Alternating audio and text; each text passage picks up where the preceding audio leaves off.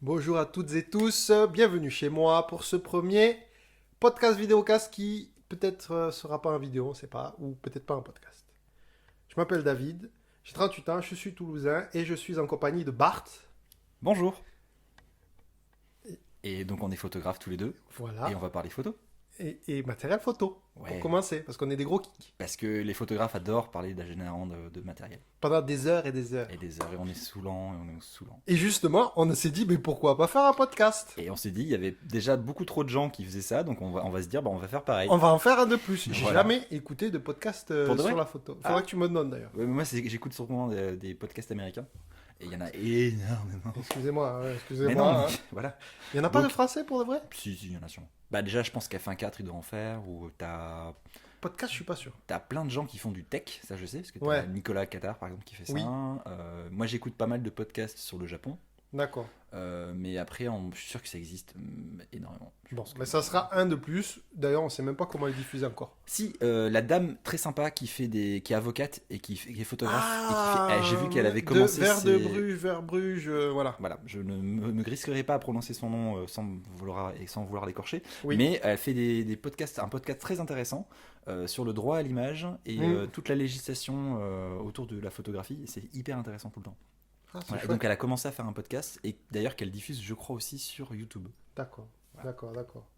Et ben, à l'occasion, je regarderai ça parce que j'ai regardé déjà plusieurs vidéos puisqu'elle a lancé sa chaîne YouTube. C'est ça, c'est ce que je Et disais. donc, voilà. Donc à mon avis, voilà, le podcast, c'est en fait plus ou moins elle met sur YouTube, par exemple, des sources audio. Hmm. Tu vois, elle vidéotise son podcast. Ouais, fond fixe et Ouais, voilà. Ou même carrément, tu as l'equalizer qui bouge et il n'y a pas d'image vraiment, mais c'est juste le son, juste la bande son. Quoi. Ah, c'est pas con. Il y en a beaucoup C'est qui pas font ça. Voilà. Bref, tout ça pour dire que ben, nous, on teste. À la Voilà, base, donc c'est c'était. évidemment, vous l'aurez compris, c'est le premier épisode, donc Ouais. pardonnez-nous, soyez indulgents sur les erreurs techniques, on va apprendre avec vous. Donc voilà, au début, on a bidouillé des trucs là, vous voyez l'installation, je pense que vous avez. Non, ah bah non, parce que vous voyez pas, parce que la caméra s'est coupée. T'as plus de batterie sur l'Osmo? Non, tu peux aller appuyer sur le bouton. Le bouton, il est où? Alors c'est le bouton, t'as un bouton rouge et t'as un bouton pas rouge, t'appuies sur le bouton pas rouge. Tu laisses Ah. appuyer, laisse Sur le appuyer. bouton pas rouge. Voilà, stop, bouge plus. Donc il va falloir refaire une synchro ou comment qu'on fait? J'en sais rien, normalement c'était pas supposé se couper surtout. Parce que c'est supposé. On va faire une dernière synchro en plein milieu pour vous montrer que, parce que techniquement c'est surtout un podcast, donc la vidéo c'est un bonus, puisque c'est Bart, je le répète pour la 20e fois, qui va monter cette vidéo, Oui, n'est-ce parce pas? que David ne veut pas le faire. Oui, parce que j'ai enlevé DaVinci, j'ai trop de travail, donc voilà. Et donc voilà, une petite synchro, est-ce qu'on est vu? Là, 1, 2, 3, attention, je me mets là. Est-ce que tu t'es vu? Ouais, non. Attends, j'ai pas lancé l'enregistrement encore. T'as pas lancé l'enregistrement? Ben, Ben, lance-le l'enregistrement. Laisse-moi 2 secondes. S'il te plaît. Là on est bon. Tac. Ok, donc attends. Est-ce que je suis là? Est-ce que je suis là? Normalement, Là, on t'es va bon. nous voir. 1, 2. Ouais, mais il y aura un décalage. Enfin, bref, on verra, on s'en fout. C'est pas le but. Voilà, oui, je me tourne. Donc, nous allons commencer le vif du sujet. Hein. Il n'y a pas de sujet préétabli, puisqu'il n'y avait pas pensé. Vu que c'est le week-end du salon de la photo. Attends, t'as fait carrément un programme. Ah, Non, ouais, j'ai pas fait un je programme, suis j'ai laissé des idées. Mais Waouh. je fais des Je suis lives depuis un impressionné. moment, mon Ah non, non, monsieur. mais je Oui, vois oui, ça, oui. je vois ça. Ma page, j'en ai rempli. À Attends, chaque fois. tous tes lives que tu fais sur Facebook, à chaque fois tu prépares comme ça? Depuis le premier que j'ai fait avec Amélie, où elle était à la maison et on avait parlé de comment faire une séance de photos, de portraits de A jusqu'à Z. Ouais.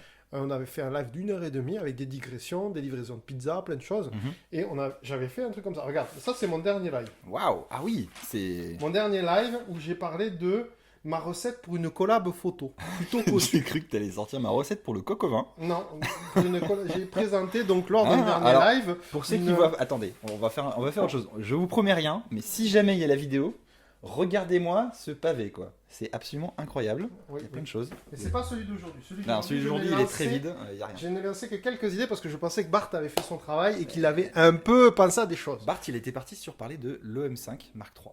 Ah, on peut en parler. Parce que c'était un boîtier d'actualité, mais David a suggéré, et j'ai trouvé que c'était une bonne idée aussi, parler salon de la photo. Donc, on va parler vite fait du salon de la photo parce qu'il y a plein de youtubeurs, podcasteurs Qui le font déjà. qui le font et qui le font beaucoup mieux que nous. Mais justement, on enchaîne sur le M5 Mark III puisque nous, on est plus, enfin surtout moi, lui un petit peu moins. Non, on Mais suit tous les deux l'actualité. On suit vraiment l'actualité, notamment des matériels Olympus, puisque là, il y a 2 Olympus qui nous filment quand même. Hein, Oui, c'est très bien. un M10 et un M5 Mark II. Et dernièrement, Olympus a sorti son EM5 Mark III. N'est-ce pas? Et on a tous les deux eu l'occasion de le tester. Ouais.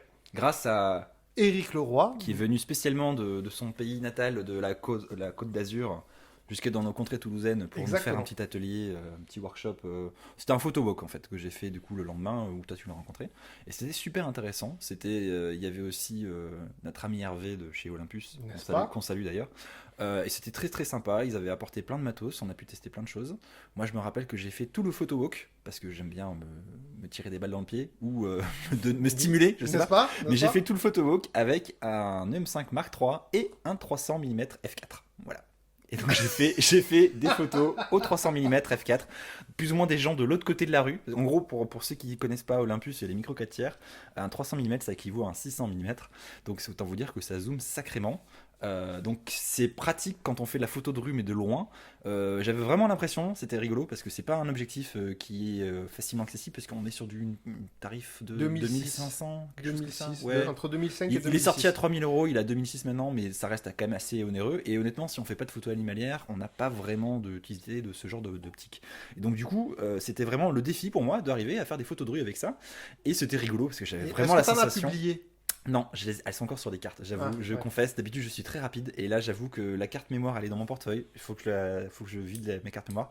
Et c'était très rigolo parce qu'il y avait un vieux feeling d'être un paparazzi en train de photographier des stars hollywoodiennes. L'objectif est assez massif, il faut le reconnaître. Et le truc qui est intéressant, c'est qu'avec un 600 mm sur tout autre système que ce soit, généralement, on peut pas faire de photos nettes réellement à main levée. Si, en plein jour, on peut. Si tu augmentes vraiment ta vitesse. Et en plus, tous les 600 mm du marché. Arrête, moi j'aime bien faire ça. Mais non, parce que ça s'entend, mon grand. Ah oui, mais c'est ça. Tu peux pas jouer avec un stylo et tu peux pas donner de coup de pied au trépied non plus. Eh ben si, parce que là, je suis sourd, tu vois. Voilà. Donc du coup, non, tu peux. Tous les 600 mm ont une stabilisation généralement. Mais par contre, c'est surtout le ticket d'entrée qui est encore plus cher chez les autres marques, parce qu'un 600 mm chez Canon et Nikon, on est au minimum entre 8000 et 12 000 €. Le prix d'une petite bagnole sympathique. Et surtout le poids d'une petite voiture pratiquement, parce qu'il faut en fait fixer un trépied sur l'objectif pour pouvoir l'utiliser. Donc c'est quand même un des objectifs assez encombrants, assez lourd, assez cher, et donc c'était très rigolo de pouvoir l'utiliser pour cette photowalk. Pour les Toulousains qui nous écoutent, on est allé dans le jardin japonais de la Compense Caffarelli, donc c'était vraiment très rigolo, et c'est là que j'ai pu donc tester le M5 Mark III. Et je vais vous donner mon avis, ou tu préfères commencer? Je vais commencer parce que j'ai fait juste une prise en main, j'ai pas eu l'occasion de le tester vraiment. Moi, ce que j'ai vu, c'est l'ergonomie et on est sur quelque chose qui ressemble bien évidemment à tout ce qu'ils ont sorti jusqu'au préalable, donc rien de nouveau. Si ce n'est qu'en fait, moi j'ai été choqué par le fait d'avoir j'avais l'impression d'avoir un EM10 en main. Au niveau de la taille? Ah ouais, franchement, je l'ai trouvé au niveau de la préhension plus intéressant puisqu'ils ont vraiment travaillé le côté poignet, qui est bien mieux. Après, au niveau du dessus, ce qu'ils appellent les épaules, c'est ça qui est rigolo, ils ont repris l'ergonomie de l'EM1 Mark II. La disposition des différents... Ah, la carte est pleine, donc ça va se bloquer. Oui, mais c'était une carte Olympus. Merci Olympus de mettre des petites cartes vidéo de 8 Go. Bon, bah laisse tomber, ça va s'éteindre. Voilà. Il s'éteindra tout seul. Non, pas grave. On ne disera que celui-là. Déjà. Voilà. Et donc, on vous avait dit que c'était un test, donc on a une de nos caméras qui vient. On a essayé de faire du multicam, donc le M5, ça y est. On a pas essayé assez fort, ça voilà. a carrément et foré. oui, parce qu'on n'a pas l'habitude. On voit qu'on n'est pas des vidéastes. Et oui, tout à fait.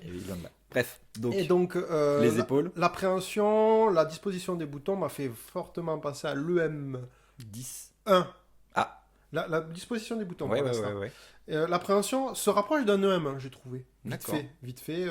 Après, je l'ai eu dans les mains pendant 10 minutes, un quart d'heure. J'avoue que je ne l'ai pas utilisé pendant une photo walk comme toi. Et oui, c'est pour ça que je voulais le tester, parce que ça permet en fait de mieux en parler quand on a l'occasion de le tester. Et c'est la photo walk qui a duré avec Eric.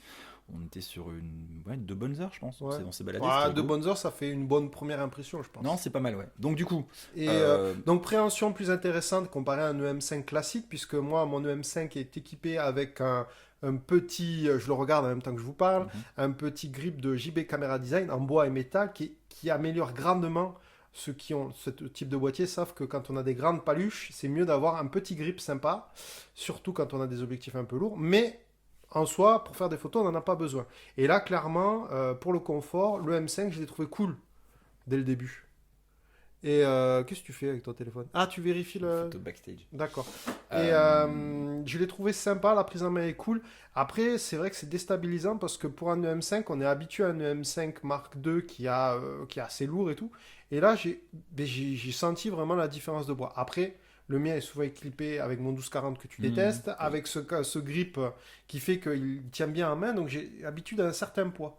Et D'accord. après, je suis un peu influencé par le fait que je sais aussi que les batteries à l'intérieur sont des batteries de M10. Donc c'est vrai que pour moi, on se rapproche vraiment d'un EM10 Mark III. Mark En- 4, du coup.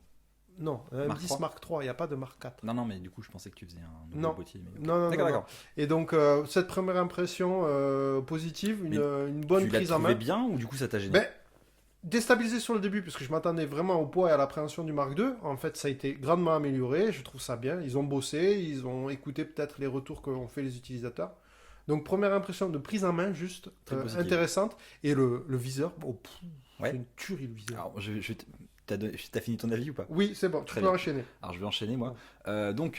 Petite parenthèse, David a évoqué les grippes en bois JB Camera Design. C'est un menuisier américain qui permet de faire des grippes en bois customisées en suivant son boîtier. Il fait plusieurs marques. Actuellement, il est surtout Fuji, Sony et Nikon, je crois. Ouais. Il a un peu arrêté parce qu'en fait son ébéniste en chef a décidé de partir. Donc là il est en train de se restructurer parce qu'avant il faisait ça apparemment sur le côté, c'était pas son activité principale. Maintenant Ouais. il a racheté des machines, donc c'est un peu en train de... Il était censé recommencer maintenant, Voilà. mi-octobre. Mais J'y suis j'ai pas passé eu- récemment et Ouais, ça n'a toujours le pas site avancé, est donc j'ai un fermé. peu peur. C'est un peu triste parce que moi j'adore mon grip, il est vraiment génial. Et je me suis dit tiens, je voulais l'équiper sur mon Canon R par exemple, et je peux pas parce que ça pour moi c'est pas dispo.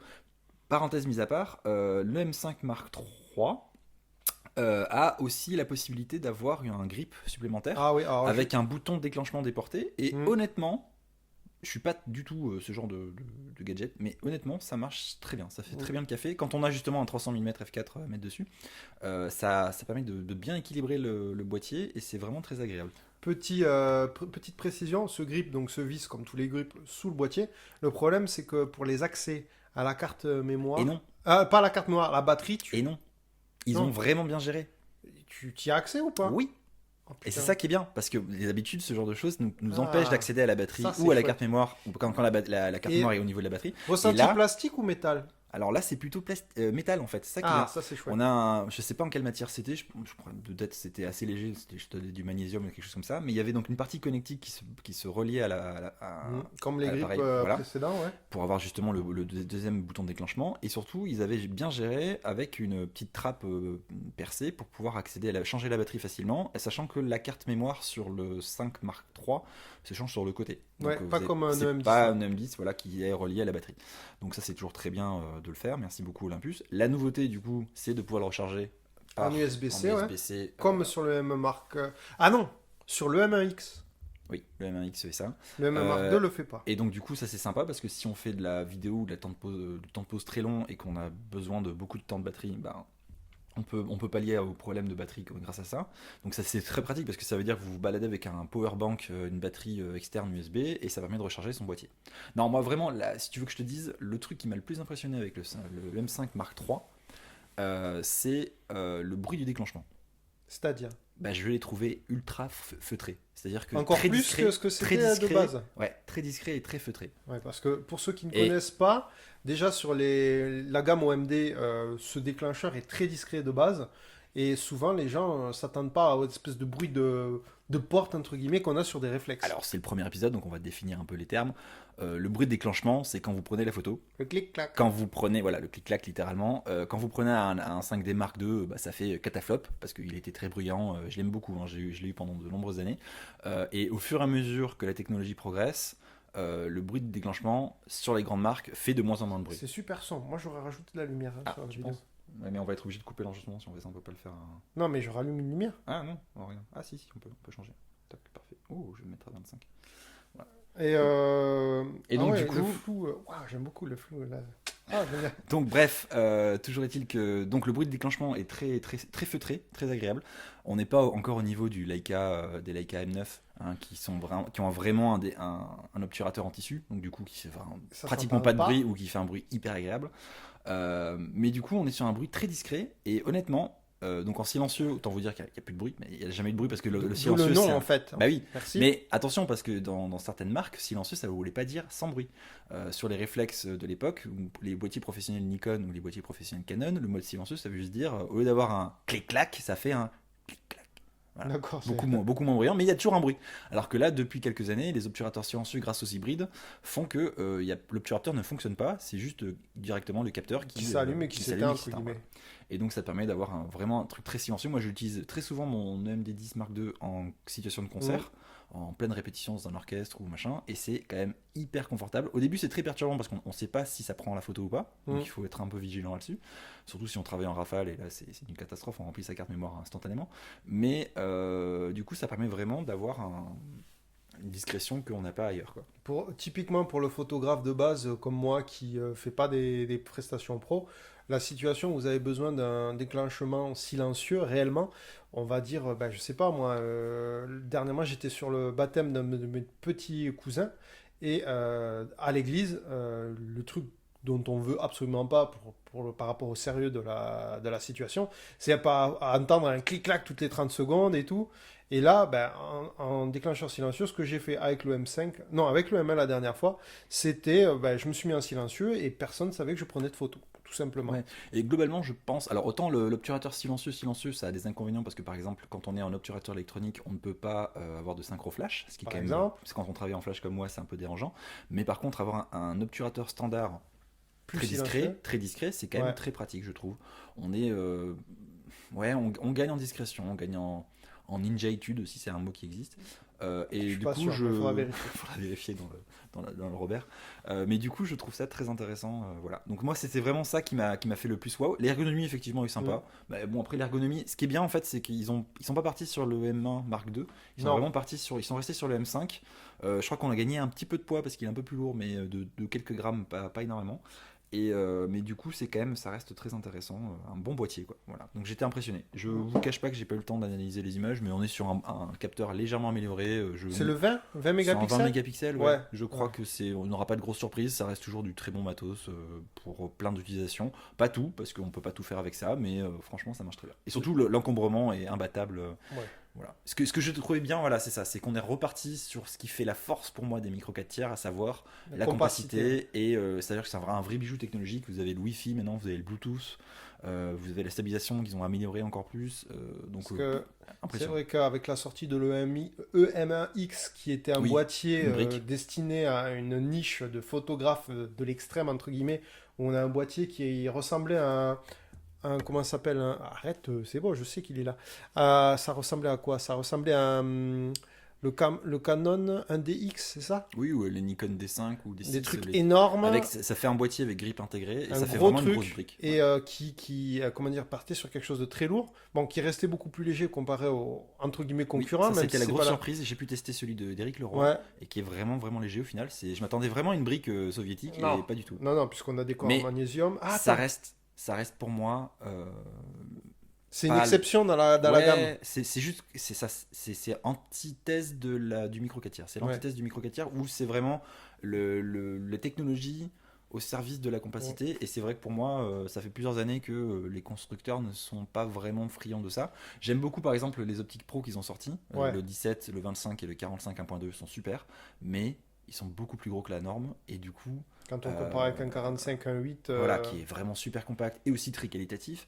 Je trouve que c'était un peu dommage. Il se fourvoyait un peu. Bon, c'était très agréable. Il y avait pas mal Après, d'avantages, mais voilà, il y a c'était- peut-être aussi des choses dont on ne connaît pas les tenants et les aboutissants. Je pense que quand tu veux faire une optique tropicalisée, Oui, non, attention, métallisée Et tu peux pas descendre une certaine... Et très lumineuse, parce que c'est ça la Voilà. qualité des Zuko C'est Pro. surtout ça. C'est Tu surtout peux ça. pas descendre en dessous d'un certain diamètre et d'un certain encombrement. Après, pour la tropicalisation, perso, j'ai fait le Japon avec sous des tonnes d'eau avec à mon EP5 à l'époque et un 45 mm 1.8. Je n'ai jamais eu aucun souci d'infiltration de flotte. Et j'en profite pour faire la transition avec le salon de la photo. Ah oui, oui. Parce que justement, le stand Olympus est assez propre. Si vous avez eu l'occasion de regarder des vidéos ou des photos du stand en ce moment, bon, rien de nouveau. J'ai vu passer 2-3 stories sur Ouais, Instagram. et en fait, ils ont installé un truc qui est cool, c'est pour montrer parce qu'ils ne le démontrent pas, c'est pas un test, mais vous avez une partie du stand où on a de jolies photos de fond qui sont entre guillemets de la verdure forêt amazonienne, avec deux boîtiers qui sont présentés, qui sont sous une petite cascade, entre guillemets. Il y a un gros déversoir et un gros bac sous chaque appareil. Et Ah. donc, ils ont mis deux boîtiers. Ils ont fait une fausse cascade en plein salon de la photo. Ouais, non, ça aurait été super, mais non, ils ont mis deux bacs, Ouais. avec un filet d'eau qui coule, un gros déversoir sur chaque boîtier, et les boîtiers sont devant tout le monde. Et je sais pas s'ils le testent au fur et à mesure du salon, ils disaient, ben, regardez, ça fonctionne sans aucun problème. Mais j'ai trouvé que c'était rigolo, que ça changeait des salons, enfin des stands qui sont un peu plus austères. Après, le stand, je reste le même par rapport aux années précédentes, avec le côté où on a d'autres boîtiers en exposition. On Ils peut se faire proposent prêter le nettoyage des capteurs ou pas? tout à fait, comme chaque Ça, c'est année. bien. Il y a, vous avez possibilité de discuter avec les gens sur place. Enfin bref. Le stand est rigolo. Cette petite touche de regarder, nous on fait des boîtiers qui vont sous l'eau quasiment, est assez fun Ça- et on ça, peut c'est le voir et ça attire le regard. Le but étant d'attirer des gens sur le salon, quoi, sur le stand au salon. Alors, petite précision, quand David dit le boîtier va sous l'eau, c'est sous l'eau, mais pas sous l'eau, sous la Sous mer. l'eau Hein. ruisselante. Voilà, on peut pas tremper le boîtier. Il n'y a pas de boîtier actuel, à part des GoPro avec un caisson. Mais on peut pas vraiment tremper de boîtier comme ça sous la flotte parce que sinon on perd de l'argent en fait. Parce Oui, qu'il faut racheter un oui, boîtier derrière. oui. Et oui, c'est comme les enfants qui nettoient. Les vidéos où on voit les enfants nettoyer le boîtier entièrement sous la flotte. Ce Sous qu'on le peut robinet. faire, Ah, quelle ce qu'on horreur. peut faire avec un EM10 Je peux pas ou regarder un ce genre de EM5. vidéo, ouais, parce que ça me fait mal au cœur. Quand je vois des gens qui prennent un boîtier mort et qui font, oh regardez, je fais la vaisselle, je nettoie mes optiques et ils le mettent soit dans l'évier directement trempé, machin. J'ai vu Mais- plusieurs Américains qui faisaient ça. Et j'ai vu plusieurs vidéastes qui le faisaient avec leur boîtier eux-mêmes. D'accord. Bon, sans enlever l'objectif et mettre Oui, de je l'eau au me niveau doute. du capteur, bien évidemment. Mais typiquement, moi qui fais des photos de sport mécanique et de drift, après une journée en bord de piste où vous avez de la gomme, de la poussière partout sur vous et notamment sur le boîtier, je l'ai fait. J'ai pris mon EM1 avec un Zuko ou le Zuko Pro, j'ai le 4550 généralement ou le 1240 et je le mets sous l'eau et je frotte directement. D'accord. J'appuie pas comme un malade, je mets un coup de chiffon et tout, mais c'est plus rapide et c'est beaucoup plus facile que de prendre le petit pinceau et ainsi de suite. Je l'avais vu faire, j'y suis allé sans me poser de questions et franchement ça marche très très bien. Après non plus, je ne mets pas une douche à 25 degrés pendant une heure en frottant avec du savon. Tu Hein. prends pas ton bain avec quoi. Non, je le ferai pas. Mais bon, ça va sous de l'eau ruisselante. Et c'est un des boîtiers qui est testé et vérifié pour ça. D'ailleurs, il y a plein de vidéos qui en attestent sur Internet. Je vous invite à aller les regarder. Bref, bon, vous avez compris, ce podcast sera très partisan Olympus de mon côté. Heureusement qu'il y a Bart pour contrebalancer. Hein. Alors moi j'utilise Olympus et Canon pour ceux qui me connaissent pas, et c'est des bons outils. Voilà. Il est en full hybride maintenant, ça y est, c'est fini. Il Oui, n'y a c'est plus vrai. de réflexe. C'est vrai parce que j'ai vendu mon 5D Mark II il y a pas si longtemps que ça à une photographe strasbourgeoise et ça m'a fait plaisir parce que ça prenait la poussière dans mon placard et je trouvais ça un peu idiot d'avoir un boîtier qui est très très bien parce qu'un 5D Mark II c'est quand même très bien qui j'utilisais pas donc ça me faisait mal au cœur, je l'ai mis en vente et il y a quelqu'un qui m'a dit bah tiens ça m'intéresse voilà donc j'ai pu le vendre à un prix le prix de la chasseur d'images, c'était parfait. Donc je suis très content, il est parti maintenant, il va partir en Australie parce qu'elle va partir faire un voyage là-bas. Donc le salon de la photo du coup, David, tu l'as déjà fait à Paris ou pas? Jamais, Jamais pour de vrai? pour de vrai. D'accord. Parce que moi j'ai fait le salon de la photo une fois, mais je vous parle ça d'il y a à peu près 5-6 ans. C'était rigolo. Après, je vous avoue que j'ai une petite allergie à la foule et à Paris surtout. C'est pour ça que je ne l'ai pas fait en fait. Voilà, parce que moi, Moi j'adore Paris par contre. ben, j'ai un petit problème avec Paris. Je trouve ça une ville très compliquée et surtout avec plein de gens qui sont pas très agréables. Donc du coup, j'évite au maximum. Là, je devais y aller, puis finalement, j'ai eu malheureusement quelque chose de mieux à faire. Donc, ben, j'étais très content de pas y aller. voilà. Donc après, je suis les nouveautés parce qu'il y en a quand même sur Twitter, ils font des annonces assez régulièrement. Notamment, j'ai un ami qui s'était exposé par Normal Magazine. Je sais pas si tu connais David ou pas. Bien sûr. Et du coup, j'ai suivi ça par story interposée, par vidéo Twitter. Et c'était très rigolo. Voilà, là on est en train de regarder du coup les différents stands. Je suis en train de regarder pendant que Bart parle. Je suis sur le compte Instagram d'un magazine, d'un webzine, je sais pas comment on appelle ça, qui s'appelle Phototrend, sur lequel Tu j'ai vas regardé souvent, ouais. les nouveautés où j'ai été publié. C'est vrai? Oui. Wow. Pour un What's in my bag. Waouh! Oui, donc Oui, pas monsieur. pour tes photos, pour une photo de ton sac photo. Eh ben, il y a des photos de moi sur What's in my bag. Ben, C'est bravo, félicitations. une des rares publications que j'ai faites. Ça remonte à 2 ans. Hein. Waouh. Et donc, pour regarder les stories, pour voir. Donc, Et est-ce qu'il y a eu des annonces? Est-ce qu'il y a eu des nouveautés? Parce que moi Alors- j'ai suivi l'annonce du Canon RA, du coup, Oui, le R oui, oui, oui. pour l'astrophotographie. Oui, Et tout à c'était fait. rigolo parce que c'est bien que le constructeur le fasse plutôt que les gens prennent un Canon R et le et sac. défiltrent eux-mêmes et fassent un peu un travail un peu sale des fois, suivant N'est-ce pas? si on le fait à la main ou même par un professionnel. Et donc du coup j'ai trouvé ça bien que, bon après c'est carrément un boîtier pour niche, hein, parce que là c'est littéralement la définition même de la niche. Les gens qui font de l'astrophotographie, voilà, ils sont super contents, mais après il n'y a pas grand chose. Donc pour l'instant, j'ai pas vu d'annonce. De toute façon, on est sur le 2e jour. C'est le premier jour ouvert au public Oui. du salon. Donc j'avoue que je suis pas encore allé trop sur les réseaux. Je pense que ça va arriver pour les plus tôt pour ce soir ou dans la journée, on va avoir des annonces et ainsi de suite. Après, il n'y avait pas d'annonce qui était prévue. Les grosses annonces ont été faites. Toute la gamme Panasonic en plein format. C'est toujours le problème avec ces salons qui, avec l'arrivée d'Internet et surtout des réseaux sociaux, ont vraiment plus du tout l'impact La qu'ils avaient primeur, avant. ouais, Voilà, ouais, parce tout à qu'avant, fait. il y avait, je me rappelle, moi, quand j'étais gamin, il y avait l'eCube à Los Angeles, Mhm. l'Electronic Expo Entertainment, qui était vraiment cool, et les constructeurs et les développeurs attendaient ce moment-là pour en faire leurs annonces. Maintenant, avec Internet, Twitter, Facebook, Instagram et tout le tralala, et YouTube, ils n'ont plus besoin. Moi je trouve la seule plus-value, c'est pour ça que je cours pas les salons, c'est vraiment d'aller pouvoir éventuellement, et encore, parce que maintenant quand vous avez un bon magasin photo comme c'est le Et cas oui, sur mais Toulouse, tout le monde n'a pas la chance d'avoir Numérifote, le n'est-ce super pas, magasin. le Numérifote à Toulouse, qui Georges, si tu nous regardes, merci oui, beaucoup. ou écoute, l'avantage quand on est sur des grandes villes, et c'est ça qui est intéressant, c'est qu'on C'est a des grands magasins photo, C'est vrai qu'à Toulouse, on a cette chance-là. des vrais magasins photo, je parle pas de la Fnac qui vend du matériel photo, mais qui a moins de spécialistes et où on peut pas Qui se a faire prêter le matos. La Fnac a vraiment beaucoup perdu, notamment son rayon Ouais. photo maintenant est devenu famélique. Et surtout, la compétence des vendeurs est vraiment plus qu'anecdotique. Ils sont plus là pour le pourcentage maintenant, pour la vente, que pour Désolé les la conseils. Fnac, désolé si t'es vendeur à la À une Fnac. époque, c'était Ouais. super, maintenant Mais c'est un peu maintenant, moins. merci Internet quoi. Voilà. Et donc du coup, c'est vrai que ces salons, maintenant, ça sert plus vraiment qu'à prendre en main les boîtiers, à voir les choses concrètement, parce que c'est vrai que les photos sur Internet, c'est toujours sympa, mais prendre l'appareil en main et prendre les objectifs en main, c'est toujours mieux. L'avantage, c'est pour les personnes qui vont, je sais pas moi, être entre guillemets à la campagne, à Fronton par exemple, tu vois, et qui ne vont pas régulièrement sur des grands centres urbains où on a accès à ces grands magasins photo. Si ça fait un week-end photo entre Et guillemets, surtout- et on peut aller rencontrer, et c'est ça qui est intéressant, des gens qui font vivre la photo sur Internet. Il y a beaucoup de blogueurs, de youtubeurs, de grands photographes qui y sont, qui font des conférences. Moi, je trouve que c'est ça l'intérêt. C'est C'est vrai. les conférences, c'est le fait de pouvoir aller voir. Il y a des expos. C'est C'est vrai. Il y la a des- densité d'exposition, de il y a des- photos il y a des exposées. workshops, il y a Oui. des workshops que j'ai vu passer, qui vont l'air Et intéressants. c'est vraiment sur ce salon photo. Mais c'est marrant comment ça a vraiment changé en quelques années. Mm. On est passé d'un salon très commercial où il y avait les marques qui présentaient leurs nouveautés uniquement en exclusivité sur des stands, à les stands des constructeurs sont devenus plus ou moins des présentoirs, mais c'est surtout le service de nettoyage des capteurs, le service de près. de prêt d'appareils parce qu'ils prêtent les appareils pendant un petit moment.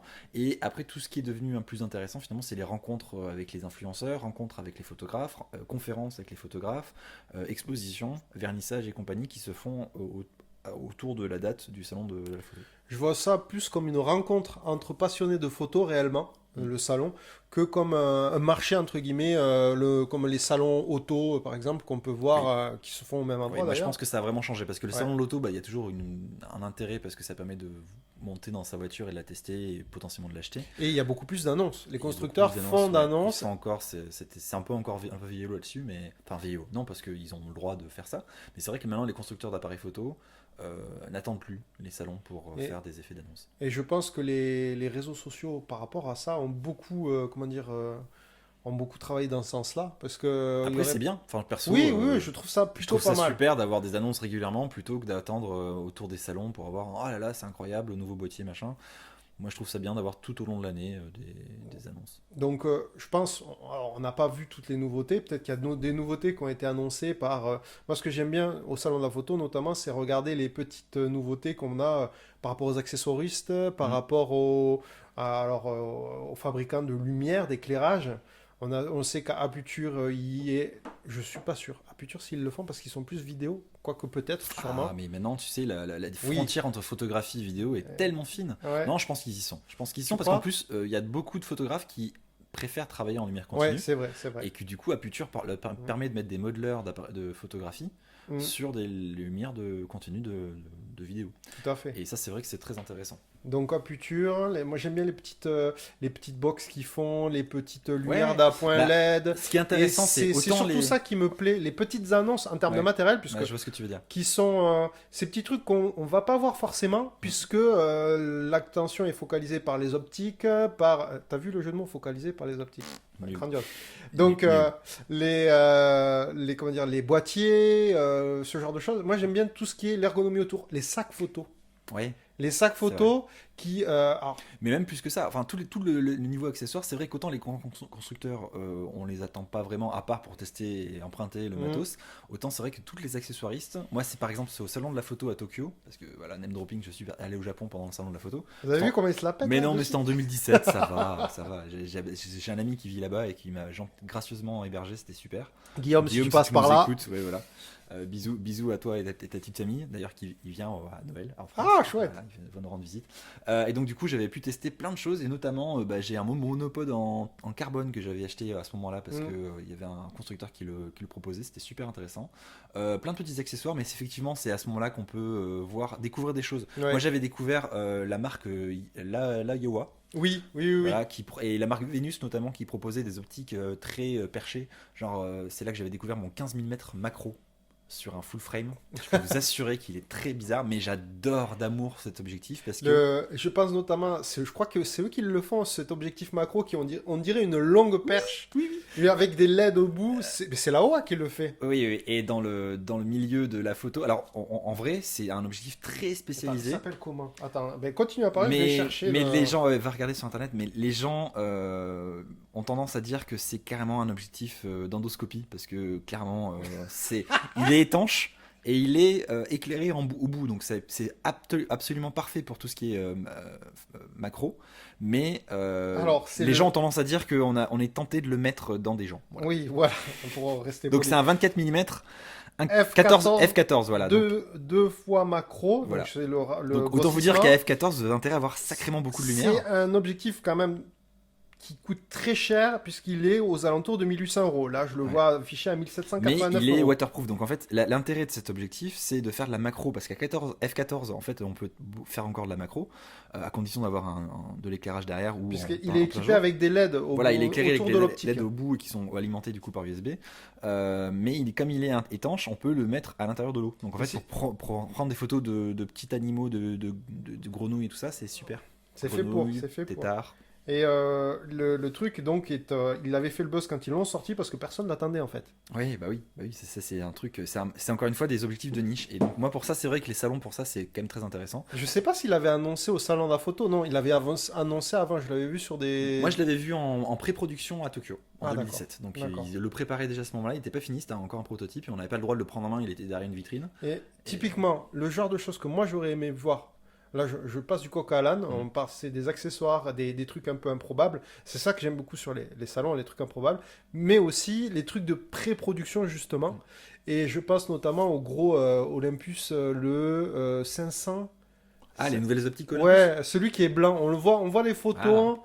C'est un Attends, c'est un 400, non, un Regarde, 200, parce que 500. tu vas te tromper. Et Mais ouais, c'est vrai qu'il y a pas mal d'optiques qui sont prévues. Alors, chez Panasonic avec leur full frame, et autant vous dire que je les attends pas parce que j'ai pu tester le S1R cet été grâce à Numérifote pendant à peu près 3-4 heures et j'ai été extrêmement déçu par ce boîtier. Bon, après, c'est mon opinion, hein, j'ai l'occasion. Le problème, c'est que j'avais testé en fait le A7R3 de chez Sony avec le nouveau firmware, avec l'autofocus qui marche du feu de Dieu. Et dans la foulée, j'ai testé ce truc 3 jours après, et autant vous dire que j'étais extrêmement déçu. Après, c'est bien dans l'absolu qu'ils fassent ça.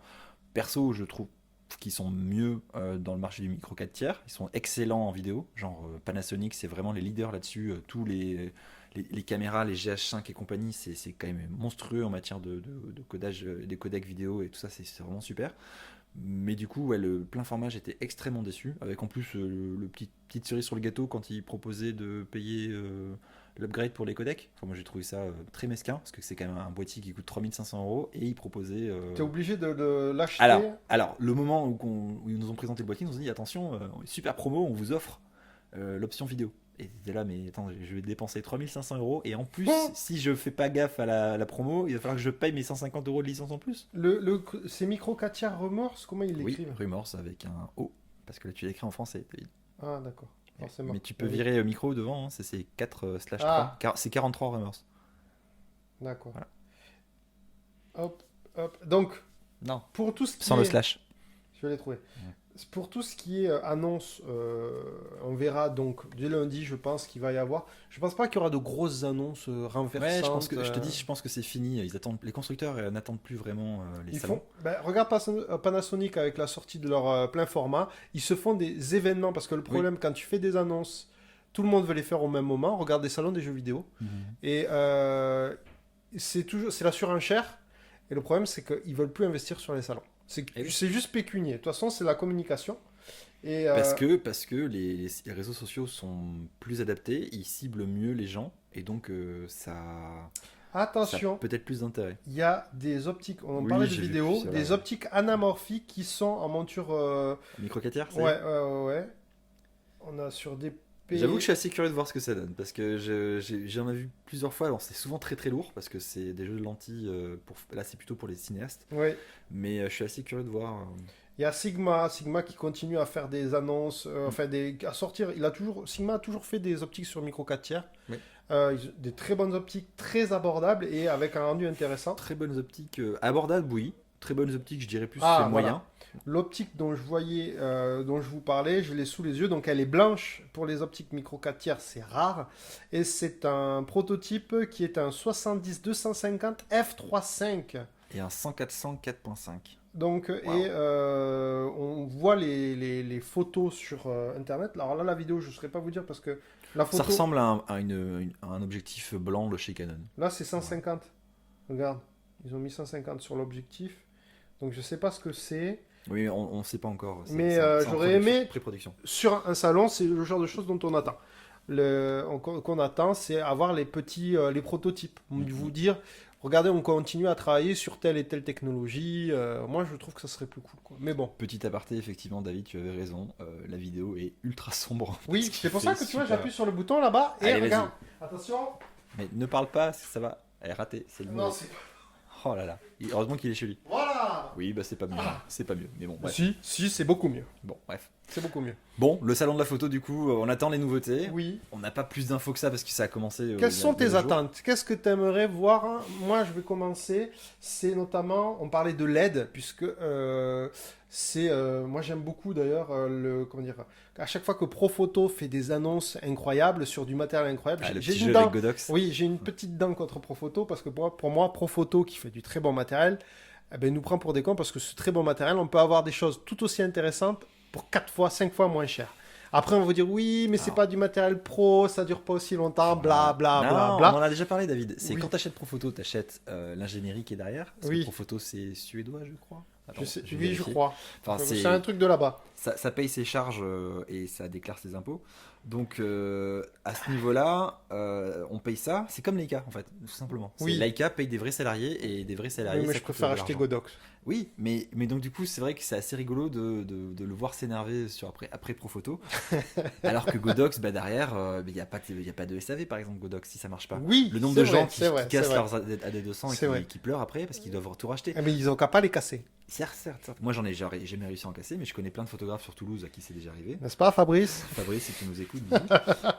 Mais donc, du coup, voilà, c'est vrai qu'en termes de SAV, c'est ridicule. Et J'ai- quand on est pro, c'est quand même intéressant d'avoir un SAV qui fonctionne. Petit aparté, je pense qu'il faudrait demander à Fabrice si ça lui dit pas de faire un crash tester pour marque de matériel vidéo et photo. Tu sais, il lance un labo et tout, et toute la journée il pète du matos. Donc j'avais raison, Profoto, c'est bien suédois.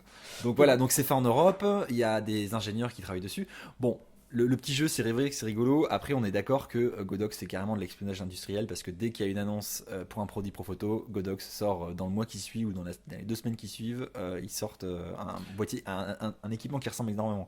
Notamment le fameux, la lampe LED, La lampe LED qui est, ceci dit, C10, toujours C10. pas sorti chez Godox d'ailleurs. Hein. Oui. Je pense qu'ils doivent le finir de mettre au point. Ils n'ont pas eu encore les Ouais, prototypes de. Enfin, ils attendent d'acheter chez Profoto et de pouvoir disséquer le truc pour pouvoir refaire moins cher. c'est ça. C'est typiquement chinois. J'adore les Chinois. Bon voilà, mais donc après non ouais ce genre de petites annonces. Moi je t'avoue que au niveau des LED, il y a Godox qui a déjà un peu cassé le game et Aperture surtout Aperture qui fait vraiment du très très bon matériel, malheureusement très onéreux, mais en même temps Très bah, qualitatif. très qualitatif parce que par exemple Godox fait pareil, Godox fait de la LED. J'ai pu tester d'ailleurs le SL 60 watts de chez Godox en Mhm. LED qui est très bien avec mon Mhm. Turbo Vents, hyper agréable à utiliser. Mais Ce sont des torches qui- de lumière LED continue. Hein. voilà, torche de lumière LED continue. Donc j'ai équipé l'école de maquillage avec laquelle je travaille avec ça. C'est très bien, mais ça manque un tout petit peu de peps. Et dès qu'on commence à monter, donc il y a la SL100 qui est dispo et la SL150 et la SL200 de chez Godox, pareil. Mhm. Et ben dès qu'on monte en puissance, il y a un petit ventilateur. Donc si vous faites de la vidéo, ça fait C'est très, très relou. en permanence. Donc du coup, c'est pas aussi bien. Alors qu'Aputure de son côté, ok, le premier prix c'est 800 euros, mais derrière c'est refroidissement passif. Donc bah, c'est compliqué. C'est pas compliqué en fait. Un radiateur en alu, ça coûte un certain prix. Et une technologie qui fait que ça refroidit passivement sans ventilateur ou avec un tout petit qui est très discret et ça coûte très cher. Voilà, donc c'est aussi simple que ça. Donc perso, si je devais m'équiper en LED, je m'équiperais chez Aputure parce que ça fait vraiment du bon matériel. Et pas chez Profoto. Non, mais de toute façon, Profoto, c'est très bien. Non, par Personnellement, contre- j'aurais de l'argent. Attends. Profoto. Bon, c'est on va très, faire très bien. une pause pro photo et Ah. on va parler du truc qui m'a foutu hors de moi. Ah. Je parle pas du B10, je parle du A10. Oui, c'est ça. Alors, Espèce de petite lampe. non, je parle Ah pas non, ça. le Flash Cobra. Le flash Cobra. Alors, si vous regardez chez Profoto, c'est un flash Cobra avec une tête ronde et ils l'ont appelé clairement la plus petite lampe, le plus petit flash studio. Ouais. Ils ont pas tort sur le principe. Sauf que c'est un flash Cobra Non, mais c'est surtout, est-ce que les qui gens coûte vraiment. 1000 balles, bordel Non, de mais est-ce merde. que vraiment les gens ont attendu Profoto pour faire du Du studio avec des ça. Flash Cobra? On Bah, est pas du d'accord. tout. Mais ça coûte 1000 balles. Tu vas, même chez Nikon ou chez Canon, Ouais. un bon flash Cobra, ça coûte quoi? 600, 700 balles? Non, le truc le plus rigolo, c'était surtout le bullshit à base de oui, parce que la tête est ronde, la lumière sera plus jolie. Bon. C'est de la merde. Quiconque fait du flash ou même de la photographie sait très bien que l'impact de la lumière, ça sera la taille par rapport au sujet et le modeleur qu'on mettra dessus, globalement. Parce que ça sert à rien de vendre un argument, on a une tête carrée, on a une ronde, c'est quand même mieux. Non, ça a aucune incidence. Et moi, j'ai adoré comment Godox leur a fait la nique, puisqu'ils ont sorti au même moment la tête ronde pour AD200, Ouais. qui est génial. Alors, le système de chez Godox AD200, Génial, c'est un système donc de flash modulaire où vous avez une base, oui, entre c'est ça qui est guillemets, bien. C'est la vraie force de ce et système. C'est ça. une petite batterie interne. Donc, le problème comparé à des flash Cobra, c'est que les flash Cobra, où vous pouvez trouver des piles, on peut trouver des petites piles un peu partout dans le monde. Oui, mais on est limité en puissance parce que Voilà. les piles ne permettent pas d'avoir un voltage aussi Et fort là, qu'une des batterie. 200, on peut monter beaucoup plus fort que sur des 200 watts. Parce qu'en fait, un flash Cobra, pour ceux qui nous écoutent, c'est 60 watts à peu près. 75-80 pour les Non, plus puissants. ça dépasse pas les 60 watts. Sur les flashs constructeurs Canon et Nikon, tout ça, on est sur les 60 watts. Et d'ailleurs, le Profoto aussi, il me semble. Et du coup, la D200 avait cassé le game en 2017 parce c'était les premiers à avoir un petit flash portable autonome à 200 watts. Ça ressemble en encombrement, c'est rectangulaire, c'est pas forcément très joli, mais c'est très efficace. Et surtout, c'est adaptable avec plein de têtes différentes. Et ça coûte 300 balles. Ouais, c'est vraiment bien. C'est vraiment bien, mais par contre, si tu veux par là, comme tu parles de Profoto juste avant et tu crachais dessus, Godox a eu pas mal de soucis, notamment aux États-Unis. Je suis le groupe Godox américain. Il y a plein de gens qui se plaignent de batteries qui gonflent, qui s'enflamment et qui explosent. Et la qualité. Alors, ça ne m'est jamais arrivé personnellement, mais c'est vrai que ça fait un peu flipper parce que tu te dis, moi je retire systématiquement mes batteries de mes appareils quand je les utilise pas, mais ça reste que ça fait flipper pour avoir un appareil qui peut prendre feu comme ça. J'ai bien fait de ne pas remettre les miennes, donc en gros. Ah non, il faut toujours. Et pareil, si vous stockez, d'ailleurs, point info, les enfants, si jamais vous voulez stocker des batteries, oui, parce qu'on ne sait pas qui nous écoute, peut-être qu'il y a des gens âgés ou des enfants. Si vous voulez stocker vos batteries, faites en sorte de les stocker à moitié de puissance, c'est-à-dire que vous les mettez à peu près à 50% de batterie, et vous les stockez comme ça peut durer un mois ou deux avant de ça se décharger complètement. Donc, et il ne faut pas les stocker plein, parce que plein, ça fatigue la chimie à l'intérieur. Il ne faut pas non plus les stocker vides parce que là ça détériore encore plus. Voilà, ça détériore encore plus. Et donc si jamais vous utilisez des appareils à batterie, retirez la batterie, ne la laissez pas dans l'appareil. Voilà. Sauf sur des trucs safe, notamment pas chinois, donc par exemple les boîtiers Canon, Olympus, tout ça vous pouvez, mais parce qu'il y a des sécurités tout simplement. Alors que sur les trucs chinois généralement. Génériques, sur les batteries génériques notamment, il n'y en a pas. Voilà. Ouais. Parenthèse mise à part. Donc le salon de la photo, plus ou moins, on attend de voir les nouveautés, mais pour le moment on n'en a pas beaucoup. On n'en a pas vu beaucoup. On va voir, je pense, certains prototypes qui vont être montrés, notamment les petites lampes, l'équivalent de la C10 de chez j'allais dire Numérifaute, de chez Godox, et l'équivalent de Profoto de la C10. Ouais, il y a pas mal de nouveautés à ce niveau-là sur les lampes RGB, je trouve. Ils ont vraiment fait pas mal d'efforts et de découvertes, plus ou moins, sur la puissance. Et maintenant, on a enfin des trucs utilisables. Numérifaute avait fait un excellent atelier avec Sony. Ils avaient fait venir... Alors, je vais rechercher le nom. Mais c'était une petite torche à LED à batterie qui était extraordinaire parce que ça permettait de faire pour tous les gens cinéastes dans l'herbe dans l'herbe et ouais en herbe réalisateurs de courts-métrages, c'était parfait parce que ça permettait de simuler une télévision, un feu, un gyrophare et tout ça. Ah oui, c'était parce cool, que c'était vraiment petit, c'était super puissant, vraiment super puissant pour la taille. Le rapport taille-puissance c'était incroyable et c'était pour un prix de 200 €. C'était vraiment rien pour une torche à LED aussi puissante et aussi versatile. Donc ça c'était vraiment top. Je vous cherche la Godox, je suis sur leur page Facebook là. Ils sont en train d'annoncer une nouvelle, ils appellent ça une flashlight LED LF308 qui est avec tous les petits gadgets qu'on aime bien, donc connexion avec le smartphone pour faire la télécommande, des batteries Sony pour l'alimentation et tout. Ça c'est le genre de truc que j'aurais bien aimé tester.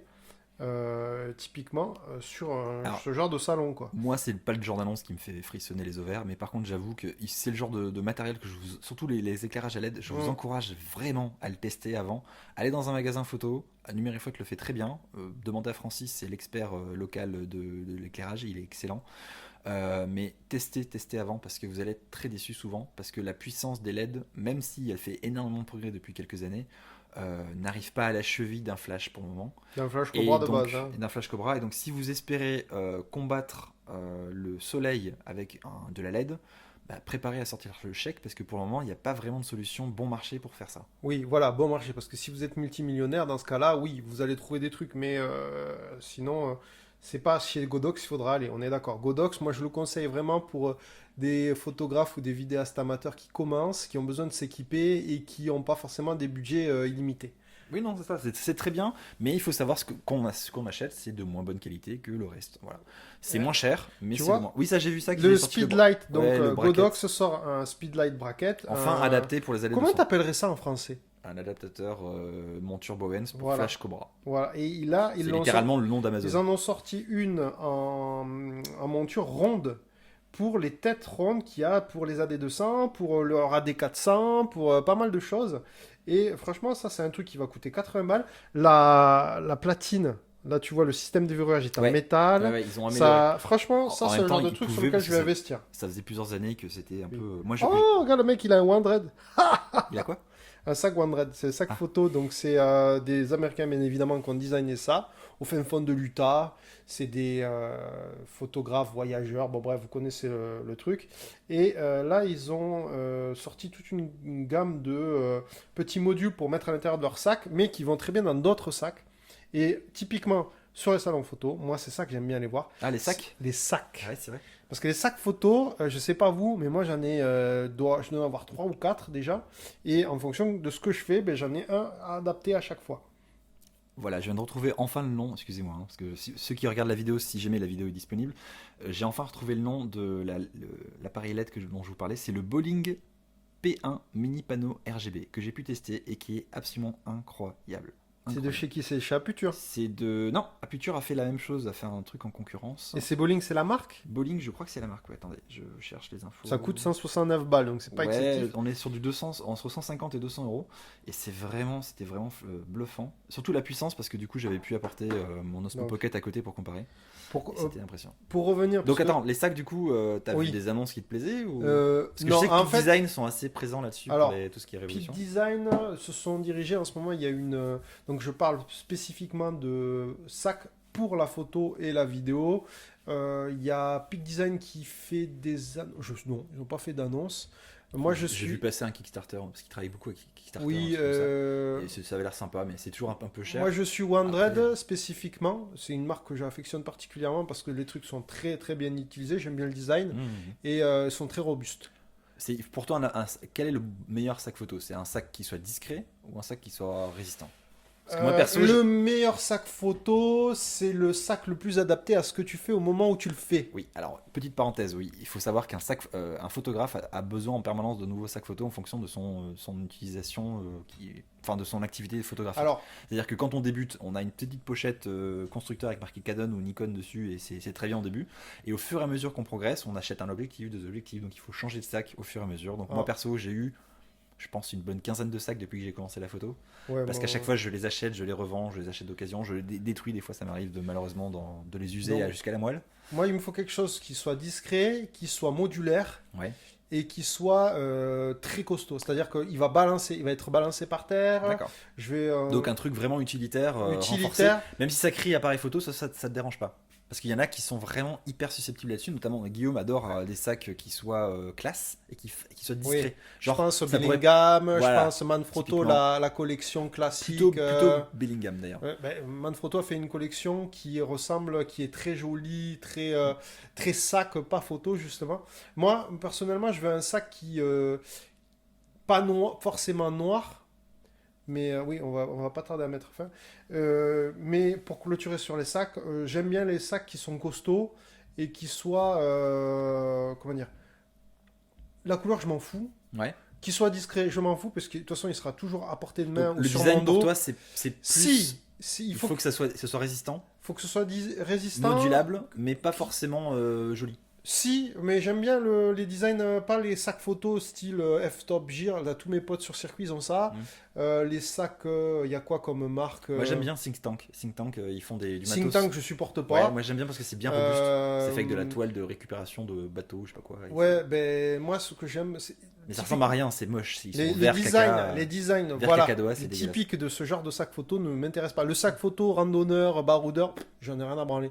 Moi, j'aime les sacs plutôt urbains en termes de design, D'accord. mais confortables et utiles. Que je peux, il est très bien urbain, mais si je mets 2 straps pour mettre une ceinture abdominale, Ça c'est vachement important. Le confort d'un sac c'est hyper important. Voilà, Surtout si vous l'avez sur confortable. le dos en permanence. confortable, pratique et surtout robuste. J'ai pas envie que je suis en train de prendre la flotte. Oh, vous inquiétez pas, mon sac il prend la flotte et je me retrouve avec de la flotte à l'intérieur. Donc pour résumer David, le salon de la photo pour toi c'est surtout l'occasion de faire des rencontres, d'avoir des conférences Exactement. et de tester du matériel, notamment des accessoires, surtout les sacs, parce qu'apparemment tu fais absolument sur les sacs. C'est un peu pareil pour moi parce que c'est vrai que les nouveautés là-dessus on les a toujours par internet, par d'autres réseaux que les salons, donc c'est pas forcément l'intérêt numéro un. Si vous êtes allé au salon de la photo, ben on veut vos retours parce que on compte sur vous. David va poster ça sur le post sur le groupe Facebook du coup. Alors, ça sera en premier lieu sur ma page photo, là où on a fait le live dégueulasse de tout à l'heure. Et surtout, ça sera donc... Après, ça sera reposté sur les groupes Micro 4 tiers. Ouais. Celui que j'administre, celui d'Eric, celui qui Micro 4 tiers France. D'accord. Et après, peut-être éventuellement sur le groupe, je le ferai passer aux copains du club photo de Fronton, voir si ça les intéresse ou pas. Ok. Mais voilà, on verra déjà le retour de ce podcast. Je sais pas comment on va le monter. Ouais, Je on pense va y que arriver, ça sera... je pense. Ça sera un peu l'arrache, je Ouais, pense, comme à mais chaque fois. mais je c'est pas pense qu'on va le couper. On va faire du début où c'était propre à maintenant, en one shot. c'est Et parfait. ça fait 40 minutes à écouter, ce genre de conneries que tu écoutes quand tu vas au boulot, que tu reviens ou que Bon, tu es dans le alors, métro. attends, David, parce que c'est pas fini. Oui. On peut te retrouver où? Alors, Où est-ce que tu es présent? moi je suis présent sur les réseaux sociaux Lesquels? Facebook, Balance. Instagram, c'est là où je communique. Balance, c'est quoi ton. Donc ton blaze. l'instant D sur Facebook et sur Instagram. L tiré vers le bas, instant L D. underscore instant underscore D. Ouais. Ça sera sur Instagram. Et l'instant D photographie avec Sur un Y Facebook. à l'américaine À l'américaine. sur Facebook. Voilà, bien. tout à fait. Moi, vous pouvez me retrouver sur Instagram parce que je suis principalement actif là-dessus. Donc, c'est Bart Photographie, BRTH Photographie IE. J'ai un site internet aussi, mais je le mets pas trop à jour aux grandes dames de mon webmaster qui m'affame, et qui me tape régulièrement. Je suis un homme battu. Donc du ça coup, se voit, d'ailleurs, ouais. voilà, allez sur mon Instagram si vous voulez, parce que j'essaie de faire des stories assez rigolotes, surtout des coulisses, parce que j'aime préfère montrer les coulisses, c'est toujours intéressant. Bah écoute, merci David, merci de Mais m'avoir accueilli. avec plaisir. avec J'espère plaisir. que, en tout cas, j'espère pour nos auditeurs que ça a été agréable et qu'on n'a pas trop baragouiné, qu'on n'a pas trop raconté n'importe quoi.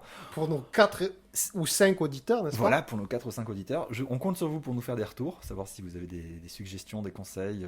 On va essayer de monter la vidéo pour que vous puissiez voir dans quelles conditions on fait ça, parce que je vous assure que c'est un salon. Voilà.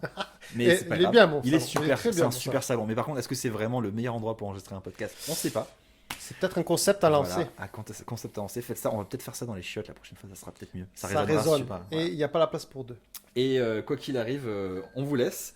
Oui, parce que c'est l'heure de la fin. Merci beaucoup. Et puis à la prochaine pour le numéro 2. Et oui, tout à fait. Voilà, ciao.